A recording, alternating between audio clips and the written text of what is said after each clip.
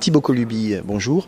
Vous êtes étudiant en Master 2 iCage, mais alors vous avez la particularité de suivre une partie de votre formation en Chine. Exactement, ici à la Renmin Université, sur le campus de Suzhou, pour un semestre, mon semestre de Master 2. Alors, ça n'est pas obligatoire, évidemment.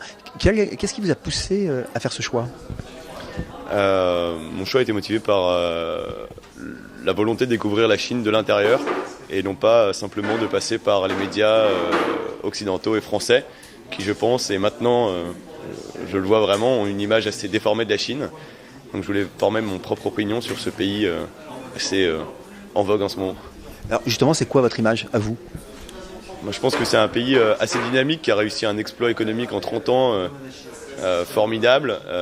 Et je pense que on ne dirige pas un pays de 1,5 milliard de personnes comme on dirige un pays de 60 millions de personnes. Donc je pense que c'est un pays qui est plein de dynamique et avec beaucoup d'ambition. C'est une expérience que vous recommanderiez à des étudiants français, voire aux futurs Kedjiens ? S'ils ont une volonté de découvrir ce pays qui prend de plus en plus d'importance, oui, je pense que c'est la meilleure expérience pour découvrir l'Asie et la Chine en particulier. Et vous pensez qu'ensuite, professionnellement, ça sera un plus, cette expérience que vous vivez sur le campus ici en Chine ? Je l'espère. Je pense que ça me permettrait d'intégrer soit des entreprises françaises implantées en Chine ou par exemple me donner une vision plus précise de la Chine et de l'Asie en Europe. C'est-à-dire, par exemple, un exemple précis, je serais capable d'accueillir un autre Chinois en France sans faire trop d'impair, je pense.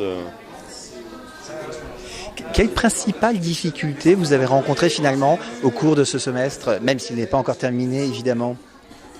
La barrière de la langue, principalement, c'est-à-dire que ne parlant pas et n'écrivant pas chinois, commander dans un restaurant ou se diriger, prendre un taxi, devient tout de suite une logistique un peu plus importante.